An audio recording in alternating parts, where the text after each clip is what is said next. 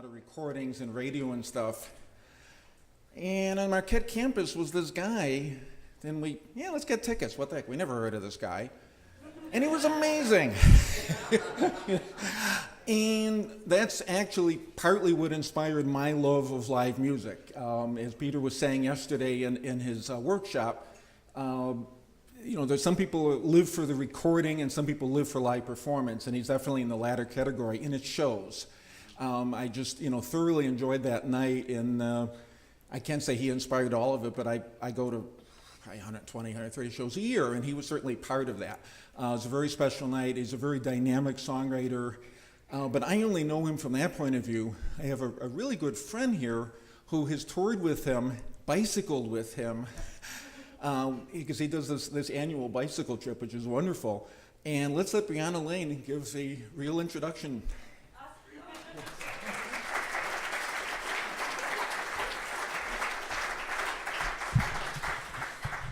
I asked the farm folks if I could introduce Peter because I have seen him play over 150 times.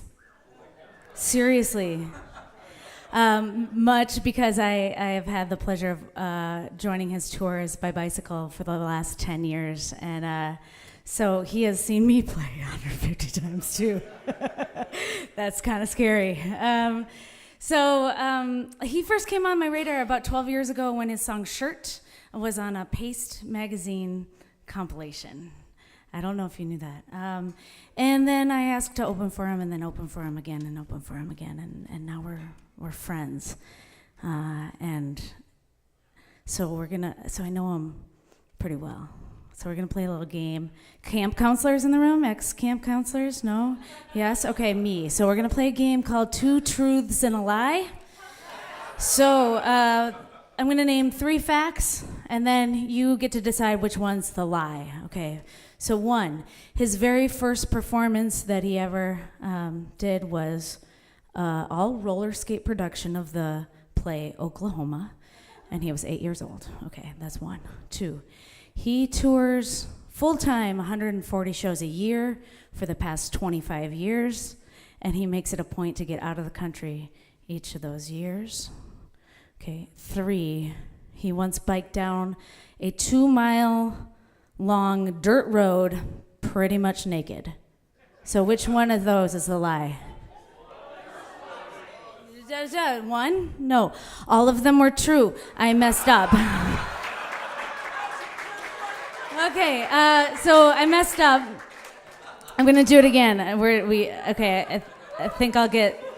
Okay, 2 truths and a lie on this one. Okay, he once, number 1, got a squirrel stoned on marijuana butter. Okay. 2, he is an accidental author of an illustrated kids book about astrophysics. 3, he has released 17 records over the course of his career. Which one's a lie? All true.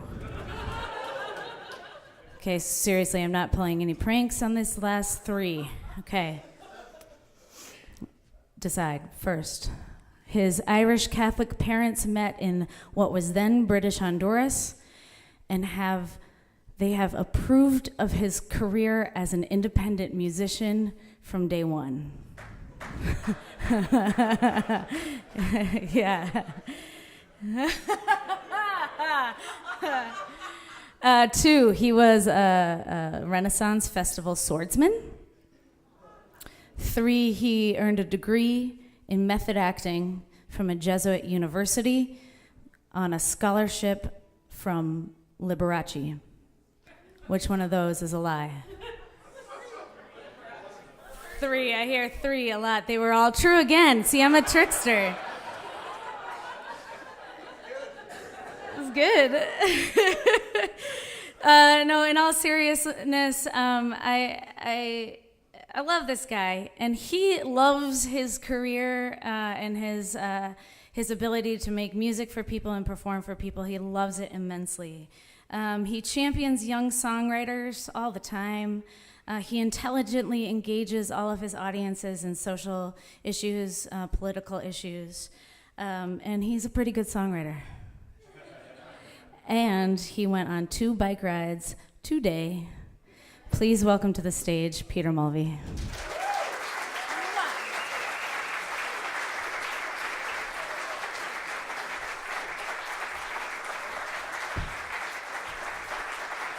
Oh, man. Bree, thank you so much. Brianna Lane, that was super sweet. So, I've never given a keynote address before. This is my debut as a keynoter. And I gave this talk a nominal title, which is How to Make Art While the Republic Has Lit Itself on Fire.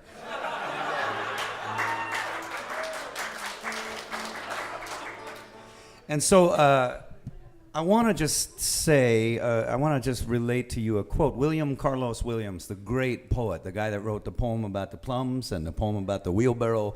That's what he's known for, those pithy little poems. But he also wrote Patterson, which is this epic, gigantic poem about Patterson, New Jersey. And a great, great artist. But really, he could hang his hat entirely on just a thing he said once, which is that it is difficult to get the news from poems, and yet people die miserably every day for lack of what is found therein. And that is how I always had viewed my art. I never really thought of myself as a political writer. It was just sort of a non sequitur to me to say that songs could be political, or perhaps it's a non sequitur to say that they could not be political. Timothy Snyder is he wrote a book recently called On Tyranny, which I would highly recommend to all of you. I started a book club online and gave away maybe 60, 80 copies of that book in a little sort of daisy chain. It's a little short book on, what happens, how democracies fail, if that sort of thing interests you. But he said life is political not because anyone cares what you think, but because the world reacts to what you do. So I'm going to launch into very briefly how I became a change that happened in my career over the past couple of years. That is perhaps the simplest way to put it. But first, I just want to sort of show you where I came from.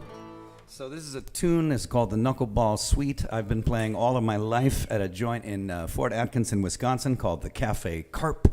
It's yes, you know it. It's just a little quixotic, wonderful turn of the century building on the Rock River in Fort Atkinson, town of maybe 12,000 people. Nobody in Fort Atkinson goes to see shows at the Carp. The people come from Madison or Milwaukee or Chicago. It's just that weird place that is owned by those socialists, and they have this little sacred room in the back. Where these beautiful gigs happen, and I've been playing there since I was a kid. That was my bless you.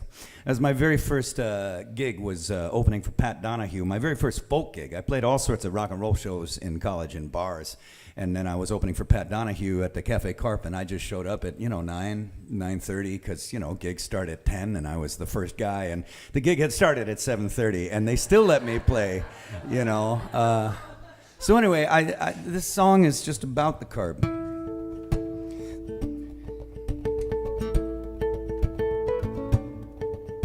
It's a warm summer evening, I can just hear the knuckleball sweets. It's a warm summer evening, I can just hear the knuckleball sweet. I can hear the clover hum along, I can hear the rain clouds are finding their feet.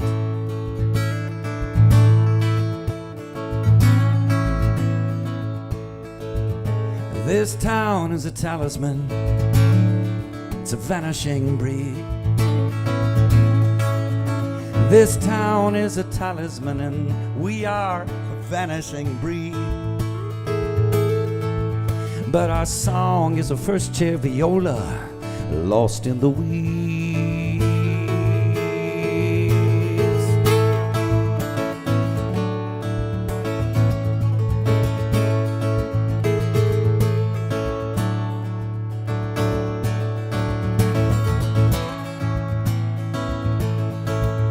Billy C is drinking Sandy Man port down at the old cafe. Billy C is drinking Sandy Man port down at the old cafe. While the little river goes by slow, the little river, it likes it that way. She's out barefoot in the backyard, she's calling out to the star above the pine. She's barefoot in the backyard, she's calling out to the star above the pine. For once the star answers, and it's to say, you are the wine, you are the wine, you are the wine, you are the wine.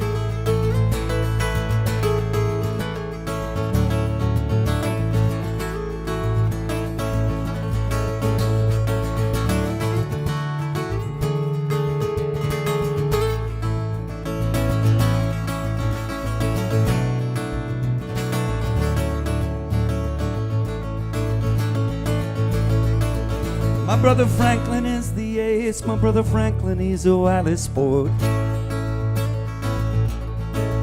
My brother Franklin is the ace, and that Franklin, he's a wily sport. Going down to the old cafe to sit with Bill and drink the Sandy Man ports. It's a warm summer evening, oh, I hear the sweet. It's a warm summer evening, oh, I hear the sweet. I can hear the clover hum along, I can hear the rain clouds finding their feet. I hear the clover hum along, tell me, aren't these summer evenings where you and I used to meet? All of these warm summer evenings are where we once and again shall all meet.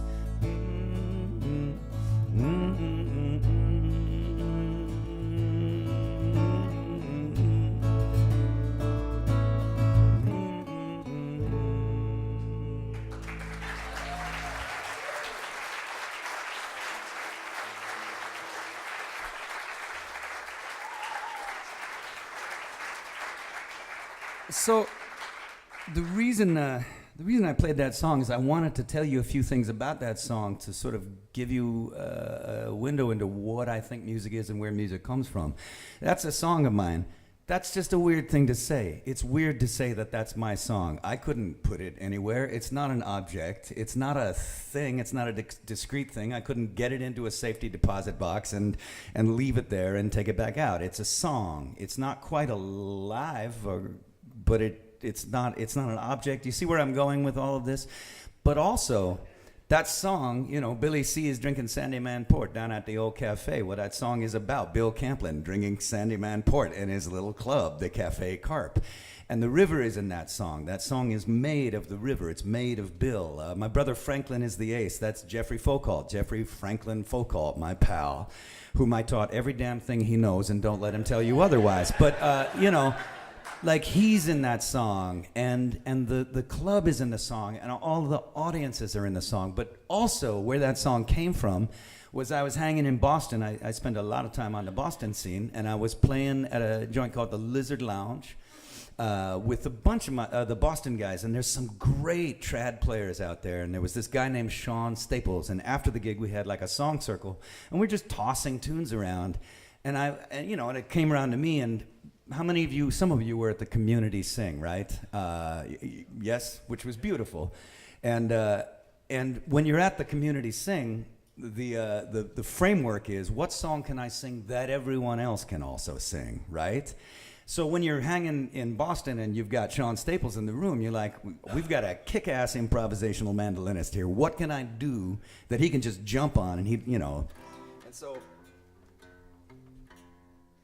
I remember I just went, I was going to play that Dylan tune, She Belongs to Me. She got everything she needs. She's an artist. She don't look back. But it's like, that's boring. That's how Dylan does it. And so I was like, she got everything she needs. She's an artist. She don't look back. She got everything she needs. She's an artist. She don't look back. She can take the dark out of the nighttime. She can paint the daytime black. And then Sean just jumps on it and starts kicking ass. Only like up an octave, and it becomes a thing. And it was a beautiful moment for us there in that room. We were all in the song, and then I was like, that felt great, and the feel is totally unlike the Dylan tune. I'm just going to change the lyrics and change the key and make it my own goddamn song. So again, when you say that a song is yours, you know, that song, it's like saying this eddy in the river. I claim this eddy in the river. I shall plant a flag in this eddy in the river and call it Peter Mulvey's eddy. You know, like this is not a thing that you can do, nor should you be able to. I say all that as a framework and as a background to now get at the heart of what I'm trying to talk about, which is that we are in tough straits here in our country. I hear you. I hear you. You know, I have begun to envy every dog I meet, because not one single dog knows that Donald Trump is the president of the United States of America. They just don't know it. You know, the babies do. The babies, to their misfortune, do know it. You know, but. So, you know, I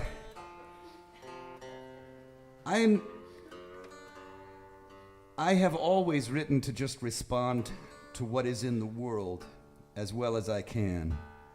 But I don't consider myself an overtly political songwriter. When the Ferguson DA declined to indict Darren Wilson, who shot Michael Brown to death, shot the top of Michael Brown's head off, and the police department left Michael Brown in the street for about 3 hours on a very hot day. I've been to the spot. So that shooting happened in summer, and then in November the indictment failed to come down, and I wrote a tune called Song for Michael Brown, which was sort of a widening circle of compassion, just beginning with compassion for Michael Brown and for Darren Wilson, and for the community, and for the cops, and for the soldiers, and the marchers, and I just kept expanding the circle outwards, and I can't find anything political in that whatsoever. I was just writing about compassion in an expanding circle, and man, I got, you know, mostly what I got was catharsis. People wrote to me and said, thank you for saying something that I had a hard time phrasing, and I really needed to hear this, and I just needed a good cry, but I got jumped on as well, like, you know, and it was young enough in my experience as an internet person that I tried to engage. You know, a guy was like, he was a thug and a predator who would have stolen your guitar and sold it for crack, which was awesome. I am from the northwest side of Milwaukee, Wisconsin, and I wanted to tell him, sir, you have the wrong of it because you didn't know him. You have the wrong goddamn decade. There's so many, like, you're just, yeah. You know, but anyway. So that was the first toe I dipped in those waters, and then I wrote a couple of other songs just in response to things, and I had quite a number of fans tell me, you know, look, just please keep your politics to yourselves, and I kept thinking, this is not politics. None of this is politics. And then the sort of turning pivotal event happened, which was that I was playing a gig on the 17th of June in Pauling, New York, at a place called the Town Crier, and I was opening for Ani DeFranco, who is a friend of mine, and and it was a situation pretty much like this situation, which is to say a bunch of people all in a place where there's going to be some music and we're going to have fun, and then and we did, and then we went back to our hotels, and there on the TV was the news that Dylan Roof had walked into the Emmanuel AME Church in Charleston, South Carolina, had murdered 9 people, had sat and prayed with them, and then had murdered them. And now again, I wrote a song, but that song really didn't come from me. I have a friend named Simon Balto who is from the Driftless. He was born just north of La Crosse, Wisconsin. And he's a black dude who is adopted, grew up there in the Driftless, and is now a Ball State professor and he's the chair of the Black Studies. He created the Black Studies department at Ball State. He's also a singer and a songwriter, and I knew him because of the Cafe Carp. And so he texted me, the next morning. He said, Peter, I just want to fill you in on a few things. You know, the history of this church, the Emmanuel AME Church. It is one of the oldest black churches on this continent. This was not just a random shooting. This is a direct attack. He knew things that I didn't know. And again, it was because he is a part of the greater folk community, and because I do song swaps at the Cafe Carp, that I got that I had him as a resource to sort of get to me on this. And the other thing is that I grew up in the northwest side of Milwaukee. I grew up as the white kid on the playground. My dearest friend to this day is a young lady named Pamela Means, and she's a wonderful songwriter. She left Milwaukee 25 years ago, and we've been talking race in Milwaukee all of our lives because we both grew up in a tough neighborhood. Both of us have been beaten up. Both of us have had our houses broken into 3, 4, 5 times. You know, when we say the inner cities, it's a trope unless you live there. I'm from there. It's my playground. It's her playground. And the difference is that she's a mixed race lesbian, so my God, you know, I remember once being in Atlanta and seeing all these middle-class black people, like more middle-class black people in Atlanta than I see in a year in Milwaukee. And I called Pamela up and I was like, Jesus Christ, Pamela, Milwaukee sucks. And I was like, and I'm glad I could explain that to you, who left Milwaukee 25 years ago and has been telling me how hard it is to be you in Milwaukee. And I think the phrase that you used was, Milwaukee sucks. Glad I could clear that up for you, Pamela Means.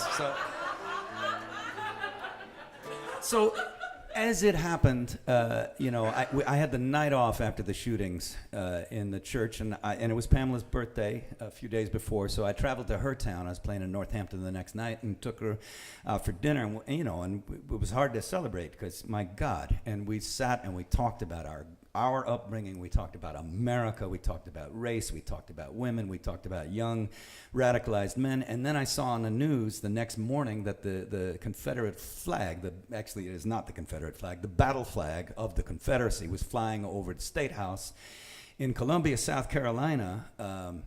And the American flag was at half-staff because Americans had been killed. And the South Carolina flag was at half-staff because South Carolinians had been killed, including a state senator, Clemente Pinckney. But that battle flag was at the top of its flagpole. It's chained there, you know, and I couldn't take it. I knew that all those funerals were going to take place under that flag, just flying there, that flag that went up during the civil rights era as sort of a middle finger. And so I was in the basement of the Calvin Theater. I was going to go up on stage and I was going to open for Ani DeFranco, and I wrote this tune, and it took about 4 minutes. And I almost chickened out. I almost didn't sing it, 15 minutes later on stage. But the thing about Ani is she's a very gracious person. She listens to her opening acts, whether they're her friends or not. And she is a friend of mine, so she's like right there. And I just couldn't chicken out because there she is, Ani fucking DeFranco, right there. So.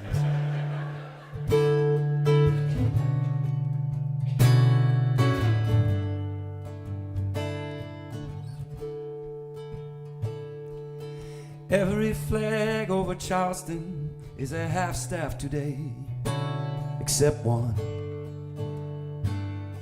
Except one. Every flag over Charleston is at half-staff today, except one. You'll know which one. Take down your flag to half-staff. Take down your flag to half-staff. She is survived by her children and by her grandchildren. Her name is Susie Jackson. She was 87 years old. She is survived by her children and by her grandchildren. Her name is Susie Jackson. She was 87 years old. Take down your flag to half-staff. Take down your flag to half-staff. This is gonna take all of the love in all of our hearts, but it will also take something more. This is gonna take all of the love in every one of our hearts, but it'll also take something more. Take down your flag to self. Take down your flag to have stealth. Take down your flag to have stealth. And then you can take it down for good.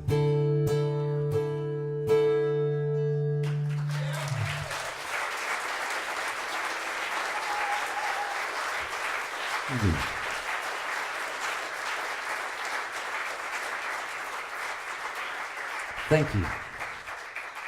So, I went back to Pamela's after the gig. First of all, I pissed off the one Confederate flag sympathizer in all of Northampton, Massachusetts. I was in the hallway, and this lady came up to me, young lady, and she's like, well, you have your microphone and all, but, you know, there are other ways to look at this. And I was pretty raw, and I was pretty upset. I'm still upset. That verse about Susie Jackson, she was 87 years old. That's why I wrote the song. She's 87, for God's sake. Her job right now is to annoy the crap out of her children by refusing to give up her driver's license, and to love up the grandkids and get sick while everyone worries about her and die. That's her job. It's a privilege. He murdered her. So I was a little raw when this lady said that there were other opinions, and I think I held it together, and I looked her in the face, and I said, it's hurtful. And she said, well, we're going to have to agree to disagree. So that's how that went. And then I went back to Pamela's apartment, and she did a little iPhone video, and we put the thing up on YouTube, and bam. A lot of things happened then. Among them, Ani, when I came off stage, Ani was like, teach me that song. I'm going to sing that song for the rest of this tour. Which is a pure Ani move. She's a total stand-up soldier in this kind of thing. And then, it got a lot of response online because a lot of people, I think, were feeling at odds. And again, as an artist, as a member of a community, that's the best that you can do is create like a little vessel that people can put some of their feelings that maybe they haven't been able to articulate into, So people were writing to me, and someone wrote to me and said, I noticed you only mentioned one of the 9 people murdered. Are you going to write 8 more verses, And here I am 2 years later, and it still kills me that Susie Jackson was murdered. And I'm just a guy. I was like, I don't have the bandwidth. I don't think I can do that. And at that moment, my pal Ralston Bowles, who was a singer and songwriter from Grand Rapids, Michigan, texted me. He's a wonderful dude. Yeah, I'm glad to hear I'll tell him you said hello. But he texted me. He said, I want to learn that song. I said, Ralston, can you just write a second verse for another of the victims? And he was like, that's perfect. Yes, I'll do that. And then I called up Ani. I was like, Ani, can you write a verse? And so she wrote a verse for Tawanza Sanders. And my friend Pamela Means wrote a verse for Clemente Pinckney.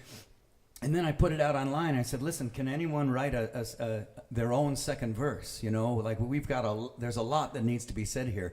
And as it happened, 200 people wrote second verses for that tune and wrote their own versions of it. And some of them were quite famous. Jeff Daniels, the movie actor, that's just weird. Keb Mo wrote a verse. My friend Aeneas Mitchell wrote a verse. Ani wrote a verse. Brianna wrote a verse. My pal Megan Burt. People wrote verses. People I didn't know. I noticed something as well. It became a wave. It became a movement online. Man, the women took it a lot harder than the men. If you want, just Google "Take Down Your Flag." Go to the comment threads. Go to the videos. Look at Ani's, look at Aeneas's, and then look at Keb Mo's, and look at Jeff Daniels, and ask yourself who exactly gets more vitriol in this world. So that was an eye-opener. But it got channeled into something. There was a wave. It got viewed maybe 250,000 times, and much more importantly, it became not mine. It wasn't mine to begin with. I owed that song to Pamela. I owed that song to Simon Balto, my friend. I owed that song to my upbringing, to my parents, to all of it. But it really got out from under me and became something that there's no way you could call it my song. We raised a few $1,000s. We did an online concert, and we sent that money down to the Low Country Ministries, which was Clemente Pinckney's organization before he was removed from the head of it by being murdered. And also a weird thing happened, which is that Peter Yarrow of Peter, Paul, and Mary did a version of the tune, and also then got my phone number and called me on the phone, and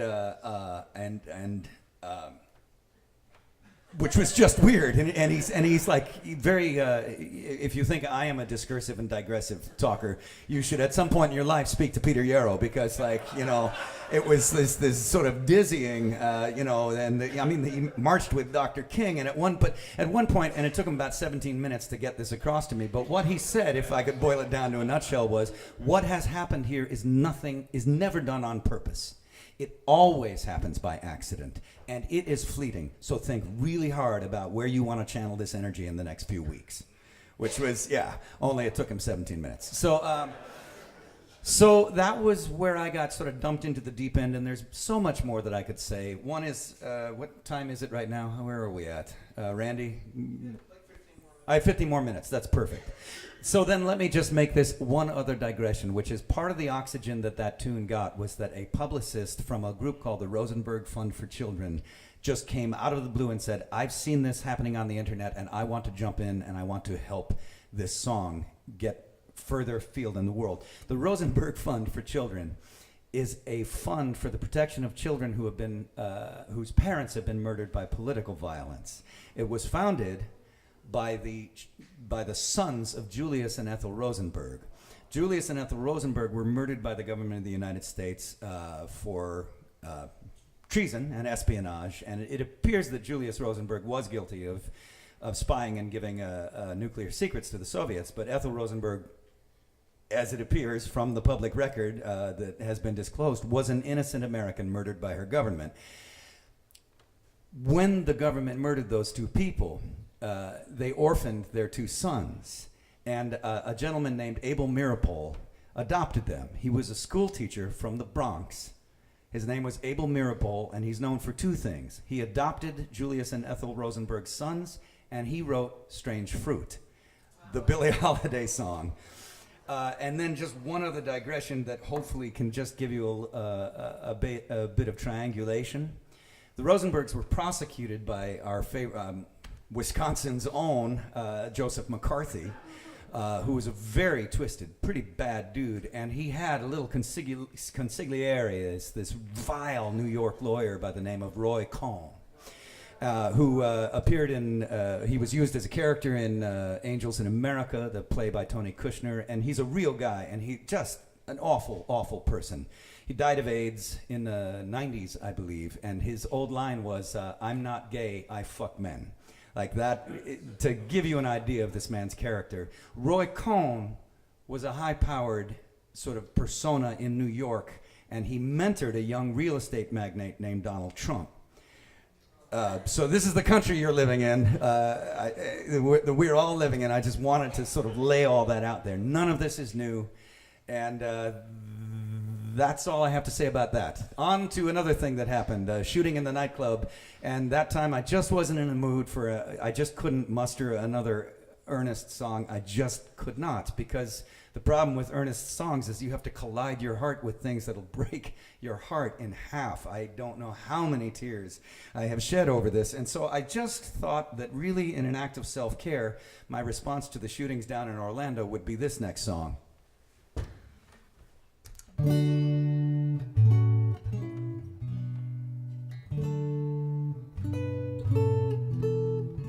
Jesus wants to take your guns away.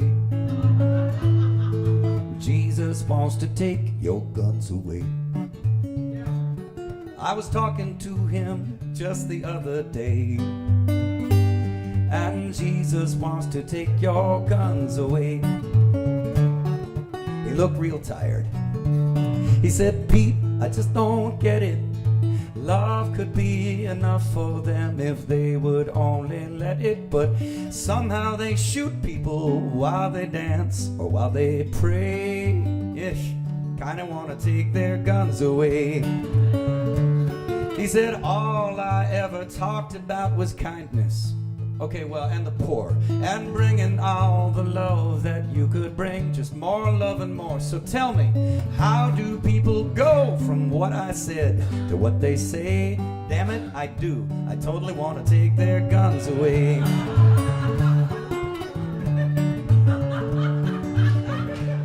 He calls me Pete, which is just weird. Like, I'm pretty much I'm a Peter, but He's Jesus, you know. Like when we were having lunch the other day, and he just like lit up a cigarette, and that, like they just brought him an ashtray, you know. Like I mean, he's Jesus. He shook his head, and tears welled in his eyes. So I put my arm around him. I said, Jesus, man, don't cry.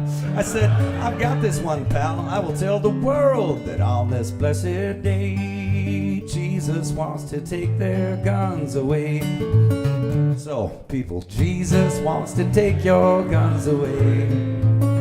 Yeah, Jesus wants to take your guns away. I was talking to him just the other day, and Jesus wants to take your guns. Oh Lord, he wants to take them and beat them into plowshares. Jesus wants to take your guns. Like everybody else, he just found out about bump stocks. Jesus wants to take your guns away.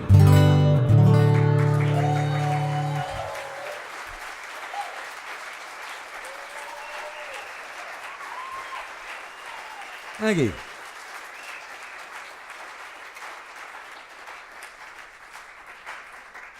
Now, that one was much easier to navigate in the waters of the internet. I put a video up online, you know, and a lot of people said, I completely agree. A lot of people said, I don't agree. One guy said, that's a great song, but the message is stupid. And I wrote back and said, I'll let Jesus know. And then... I also wrote a tune. In that year. A lot of governors, mine included, were saying we cannot possibly let in these Syrian refugees. They are simply too dangerous. You know, yada yada yada. And a friend of mine said, "Wow, it's Christmas time. If only we had like a seasonally appropriate story about like a couple of people fleeing from oppression, and they're like maybe pregnant, and they get turned away by the heartless at the inn." And so I wrote a tune about that. It was from the perspective of a woman on a train. It was called Miriam on the Train. And so I had this handful of tunes, and I didn't know what to do with them. And that ties to making art, you know, while the Republic has lit itself on fire. I didn't want to just put these tunes on a record and be like, here, buy my record. I wrote some political songs, you know. I couldn't. And so I put those 4 tunes, and then also a tune that I grew up singing. It's called Lift Every Voice. It's the Negro National Anthem. It was written by James Weldon Johnson and his brother. And I, you know, that was a school song for me on the northwest side of Milwaukee. And so I put those 5 songs on an EP.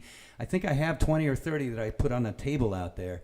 The EP is called Lift Every Voice, and it says right on the back that you can take it, it's free, but you're promising me and all the other musicians who worked on it and the engineers, you're promising us that you will find an organization and give them time or money. You know, the ACLU, Planned Parenthood, the Southern Poverty Law Center, Natural Resources Defense Council. And that brings me to where we are now, which is I'm actually hugely encouraged by what is going on in America. I was just talking to someone who did a hurricane relief concert. I've done more benefits this year than ever in my life, you know.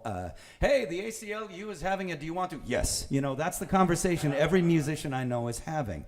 People are volunteering, people are sort of stepping up, and that really encourages me. And as well, you know, the Jesus Wants to Take Your Guns Away song is not going to change a single mind. We all know that, right? And similarly, you know, I probably did not change a single mind about the Confederate battle flag. There are people to whom that flag is a symbol of family pride going back to their great-grandparents, and I'm not going to change their mind as a white kid from Wisconsin. It's just not going to happen. But that's why I want to return to that quote by William Carlos Williams. It is difficult to get the news from poems, and yet people die miserably every day for lack of what is found there.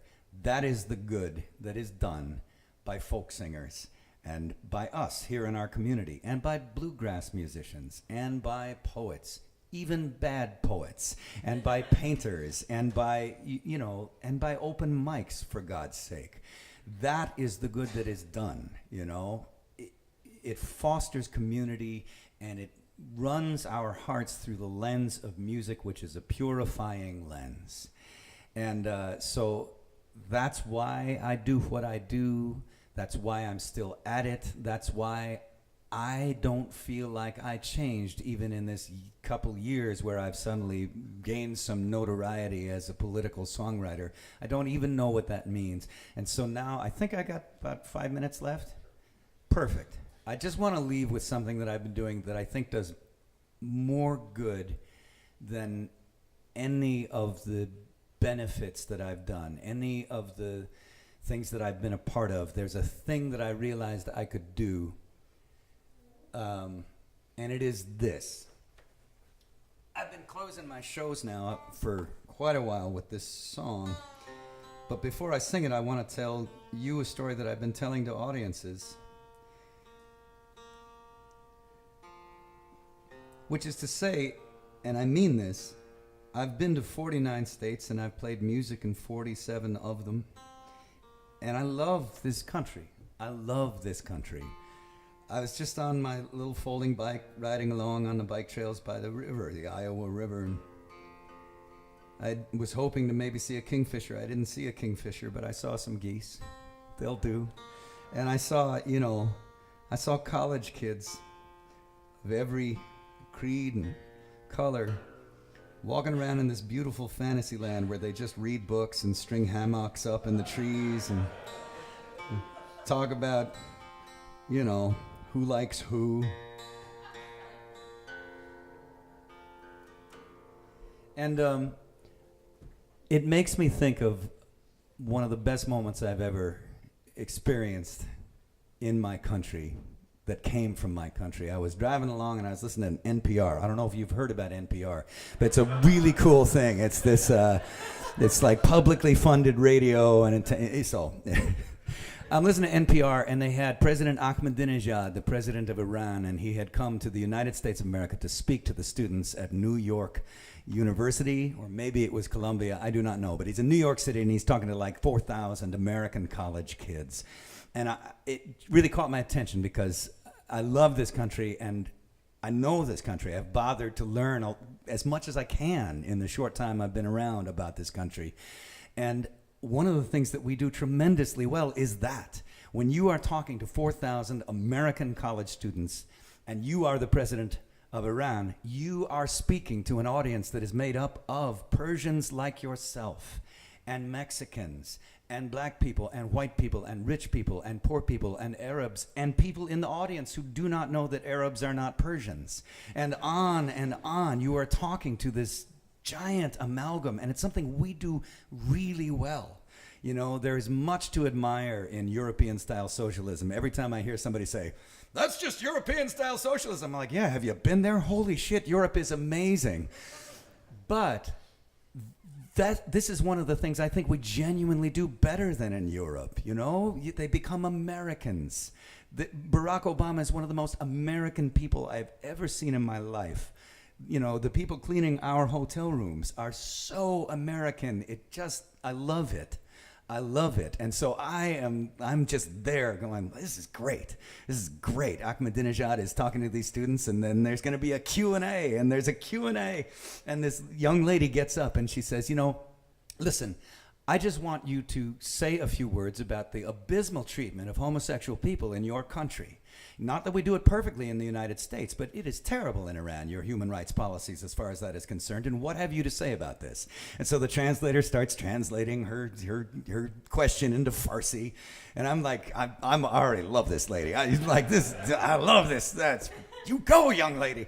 And so the translator translates it into Farsi, and Ahmadinejad begins to speak in Farsi. And the translator translates it into English and says, well, to begin with, in Iran, we do not have homosexual people. And exactly, and 4,000 kids just burst out laughing. They just laugh at him, and then the laughter turns into a boo. They jeer him, and it's kind of like a Bronx cheer boo. It's not like mean. It's just like, yeah, don't bring that shit to our ballpark, and then they laugh at the boo that they have just booed, and I'm in my car, I'm just crying. So...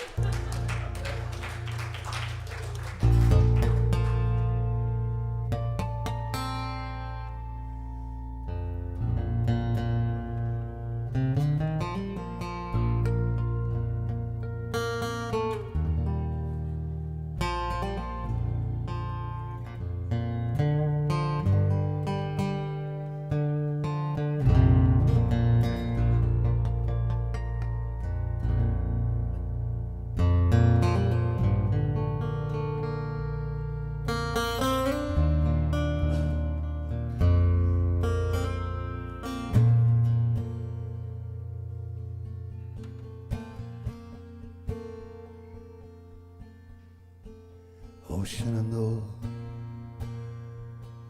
I long to see you away, you rolling river. Shenandoah, I long to see you away. I'm bound away across the wide Missouri.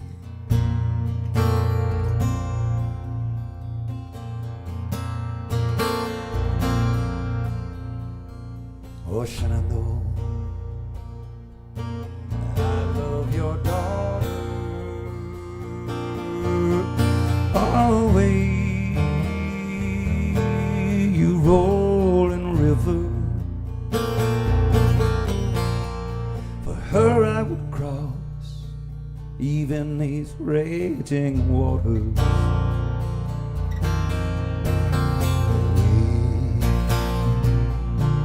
I'm bound away across the wide Missouri.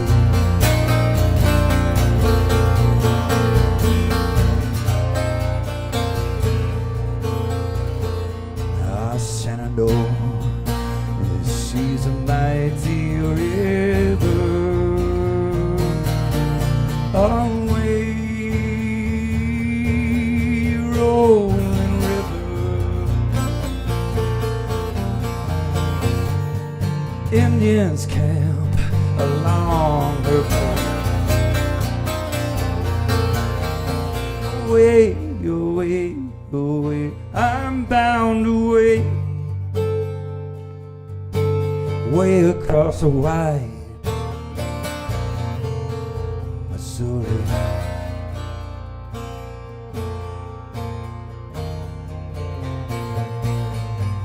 Ah, Shenandoah, I'll not deceive you. Away, away, you roll river.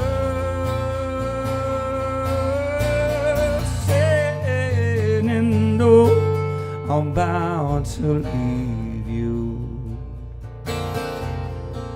Away, I'm bound away across the wide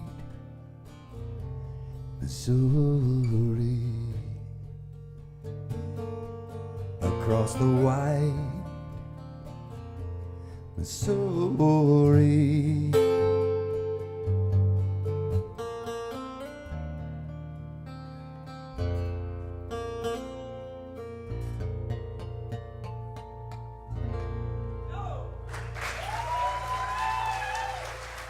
So thank you very much. Thanks to the Folk Alliance. Keep playing folk music, folks. There's a lot of folk music going on in this stage. Thank you very much. Thank you, Iowa City.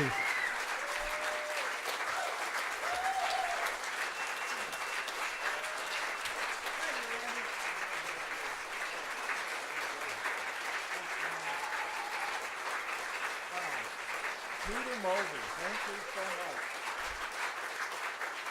I'm going to remember this. This was great. That was wonderful.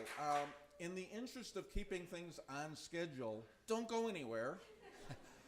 We will go right into the official showcases. So